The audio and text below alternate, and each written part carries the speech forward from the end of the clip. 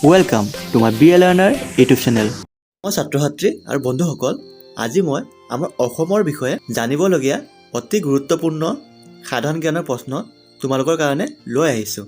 তেন্তে পলম নকৰাকৈ সেইবোৰৰ বিষয়ে জানো আহক। 2011 চনৰ চূড়ান্ত লোকপিয়ল অনুসৰি অসমৰ মুঠ মাটিকালি হ'ল ৭৮,৪৩৮ বৰ্গ কিলোমিটাৰ।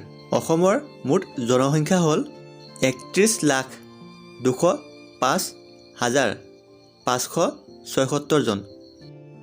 ইয়াৰ ভিতৰত মহিলাৰ মুঠ জনসংখ্যা হ'ল 1,52,66,133 গৰাকী আৰু পুৰুষৰ মুঠ জনসংখ্যা হ'ল 1,59,39,443 জন। অসমৰ ৰাজধানী হ'ল দিছপুৰ। অসমৰ সৰ্বমুঠ জিলা হৈছে 35খন। অসমৰ মুঠ মহকুমা হৈছে 78টা। অসমৰ মহানগৰৰ সংখ্যা হৈছে 1খন। অসমৰ মুঠ নগৰৰ সংখ্যা হৈছে 214খন।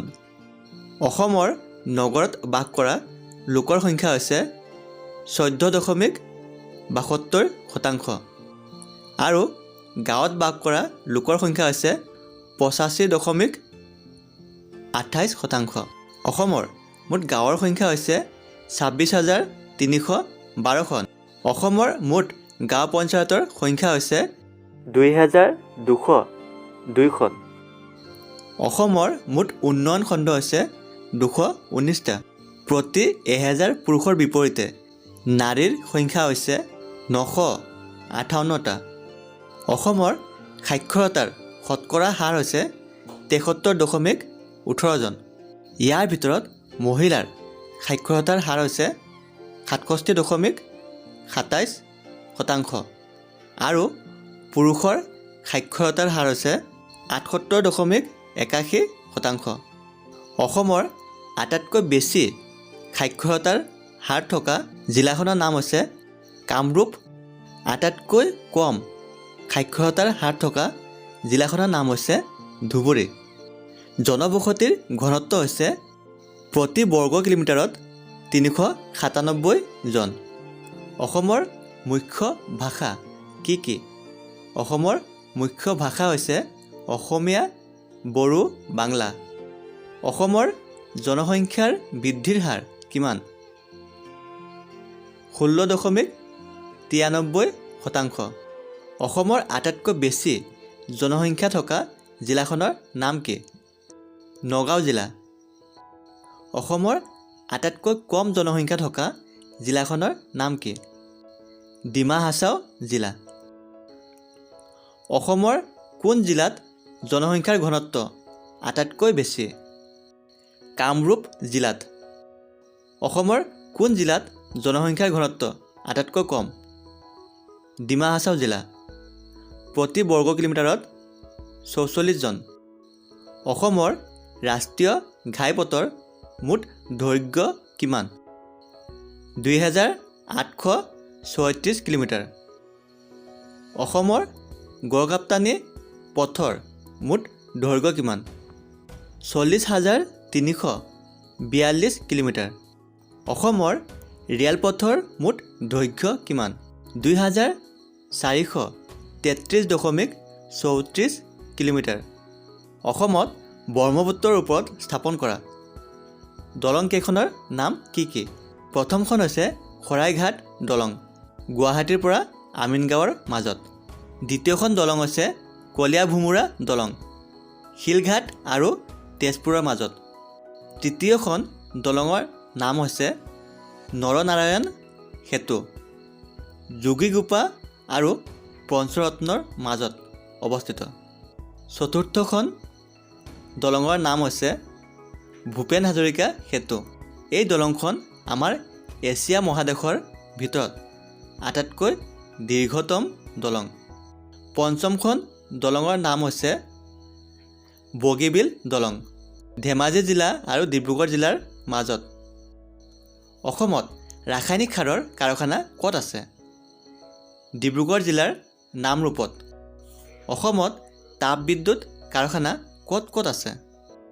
কঁঠালগুৰি, নামৰূপ, লাকুৱা আৰু চালাকাটি। অসমত চাহ গৱেষণাগাৰ ক'ত আছে? টুকলাইত, যোৰহাট জিলা। উত্তৰ পূৰ্বাঞ্চলৰ আঞ্চলিক কফি গৱেষণা কেন্দ্ৰ ক'ত আছে? কাৰ্বি আংলঙৰ ডিফুত। অসমৰ ক'ত ক'ত কাগজৰ কল স্থাপন কৰা হৈছে? জাগিৰোড আৰু 5 গ্ৰাম। কিন্তু বৰ্তমান দুয়োটাতে কাগজৰ উৎপাদন বন্ধ হৈ আছে। অসমৰ প্ৰধান ৰেলপথটোৰ নাম কি? ইয়াৰ মুখ্য কাৰ্যালয় ক'ত আছে? অসমৰ প্ৰধান ৰেলপথটোৰ নাম হৈছে উত্তৰ পূব সীমান্ত ৰেলপথ। ইয়াৰ মুখ্য কাৰ্যালয় গুৱাহাটীত আছে। অসমত মৰাপাটৰ কল ক'ত স্থাপন আছে? নগাঁও জিলাৰ শিলঘাটত। অসমত বৈজ্ঞানিক গৱেষণাগাৰ ক'ত আছে? যোৰহাট আৰু গুৱাহাটীত। অসমৰ ক'ত গৰম পানীৰ আছে? নামবৰ অভয়াৰণ্যত। তাৰকাগৃহ ক'ত ক'ত আছে? গুৱাহাটী আৰু যোৰহাটত। অসমত হাতী দাঁতৰ শিল্পানুষ্ঠান ক'ত আছে? বৰপেটাত। অসমৰ ক'ত কাঁহ আৰু পিতলৰ বাচন তৈয়াৰ কৰা হয়? সৰ্থেবাৰী আৰু হাজোত। অসমৰ কোন জিলাত সৰ্বাধিক পৰিমাণৰ চাহ উৎপন্ন হয়? ডিব্ৰুগড় জিলাত। অসমৰ ৰাজ্যিক যাদুঘৰ ক'ত আছে? গুৱাহাটীত। অসমৰ ৰাজ্যিক চিৰিয়াখানা ক'ত আছে? গুৱাহাটীত। অসমৰ কোন ঠাইত মুগা পাটৰ কাপোৰ উৎপাদন কৰা হয়? শুৱালকুছি। অসমৰ কিছুমান কৃষিজাত বস্তুৰ নাম হ'ল ধান, চাহ, মাহ, সৰিয়হ, মৰাপাট, কুঁহিয়াৰ, ঘেঁহু, আলু, আনাৰস, কমলা, কল, নাৰিকল আৰু নানাবিধ পাচলি। অসমৰ খনিজ সম্পদসমূহ হৈছে কয়লা, চূণশিল, প্ৰাকৃতিক গেছ আৰু খাৰুৱা তেল। অসমৰ বনজ সম্পদসমূহ হৈছে নাহৰ, সোণাৰু, শাল, চপা, বনচুম, আজাৰ, সেগুন, পমা, বাঁহ, বেত, গড়, হাতী, ভালুক, বনৰীয়া মহ, পহু, বান্দৰ, ধনেশ, ভাটৌ আদি নানাবিধ চৰাই, অজগৰ, ফেঁটী আদি নানাবিধ সাপ। অসমৰ কোন কোন ঠাইত কয়লা পোৱা যায়? মাৰ্ঘেৰিটা, লিডু, নাগিনীমাৰা। অসমৰ কোন কোন ঠাইত খাৰুৱা তেলৰ পুং আছে?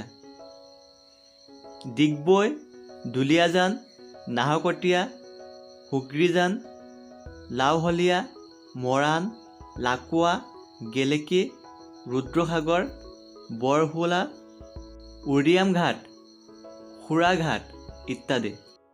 অসমৰ কোন কোন ঠাইত চিমেণ্টৰ কাৰখানা আছে?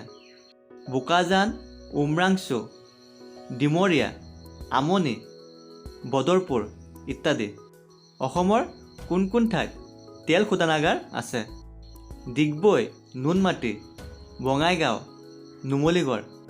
অসমত পেট্ৰকেমিকেল উদ্যোগ ক'ত আছে? নামৰূপ আৰু বঙাইগাঁও। অসমত মুঠ কিমানখন চিকিৎসা মহাবিদ্যালয় আছে? 6খন। গুৱাহাটী, ডিব্ৰুগড়, শিলচৰ, যোৰহাট, বৰপেটা আৰু তেজপুৰ। ডেণ্টেল কলেজ এখন। বিশ্ববিদ্যালয় মুঠ 16খন। ইয়াৰে ভিতৰত কেন্দ্ৰীয় 2খন, ৰাজ্যিক 10খন আৰু ব্যক্তিগত খণ্ডৰ 4খন। কিমান চনত অসম চিকিৎসা মহাবিদ্যালয় স্থাপন কৰা হয়? 1947 চনত ডিব্ৰুগড়ত। কিমান চনত গুৱাহাটী বিশ্ববিদ্যালয় স্থাপন কৰা হয়? 1948 চনত। গুৱাহাটী আৰু ডিব্ৰুগড় বিশ্ববিদ্যালয়ৰ আচাৰ্য কোন? অসমৰ ৰাজ্যপাল। কটন কলেজ ৰাজ্যিক বিশ্ববিদ্যালয়ৰ আচাৰ্য কোন?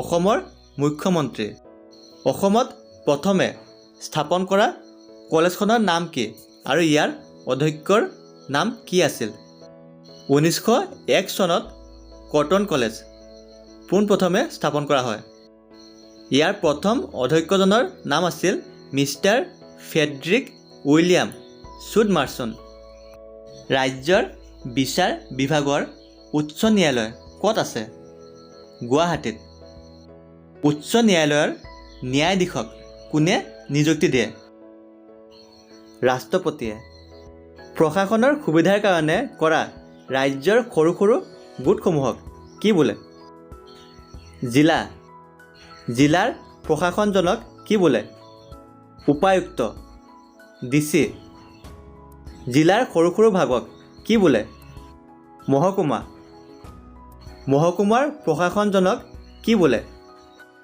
মহকুমাধিপতি SDO মহকুমাৰ প্ৰশাসনৰ বাবে কৰা ভাগবোৰক কি বোলে ৰাজচক্ৰ চাৰ্কল ৰাজচক্ৰৰ প্ৰশাসনজনক কি বোলে চক্ৰ বিষয়া চাৰ্কল অফিচাৰ অসম বিধানসভাৰ মুঠ সদস্য সংখ্যা কিমান 126 জন ৰাজ্যৰ মন্ত্ৰীসভাৰ মুৰব্বীজনক কি বোলে মুখ্যমন্ত্ৰী ৰাজ্যৰ শাসনৰ গুৰিয়ালজনক কি বোলে ৰাজ্যপাল মৰমৰ বন্ধু বান্ধৱীসকল আজিৰ ভিডিঅ'টো ইমানেই আছিলে যদিহে মোৰ এই ভিডিঅ'টো আপোনালোকৰ ভাল লাগে তেন্তে লাইক আৰু শ্বেয়াৰ কৰিবলৈ নাপাহৰিব আৰু যিসকল মোৰ চেনেলত নতুনকৈ আহিছে অনুগ্ৰহ কৰি মোৰ চেনেলটো ছাবস্ক্ৰাইব কৰি দিব ধন্যবাদ